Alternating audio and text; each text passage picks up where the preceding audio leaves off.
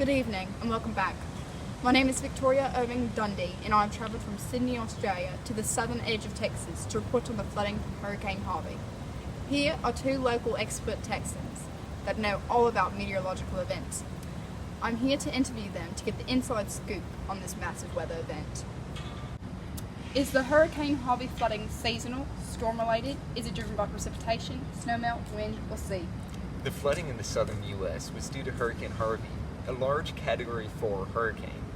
This flooding was partly seasonal because hurricanes themselves are seasonal as a result of weather conditions over the Atlantic that create prime conditions for hurricanes to form that only occur during certain parts of the year, usually late August to mid-November.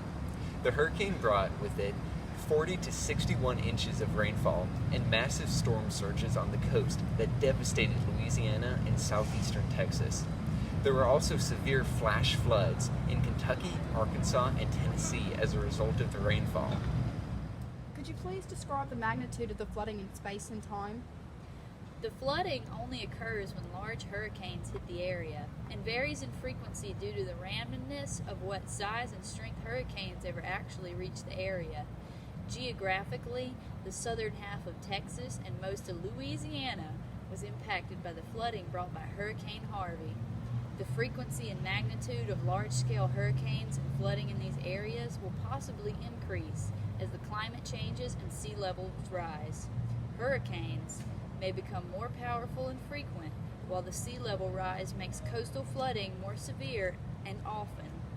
Sea level rise due to climate change also makes a huge impact on human and biological activity on the coast, because so many people are concentrated in coastal cities. So when flooding occurs, it impacts a large portion of the population.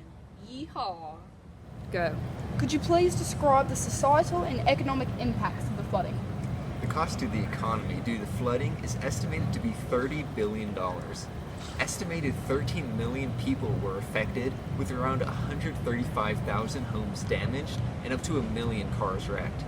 Major companies such as Cisco, Waste Management, KBR, as well as several hospitals, airports, and the Port of Houston were shut down.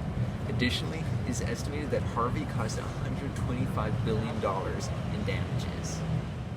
And we're back. Could you please describe any mitigation or adaptation strategies people are using in response to the flooding?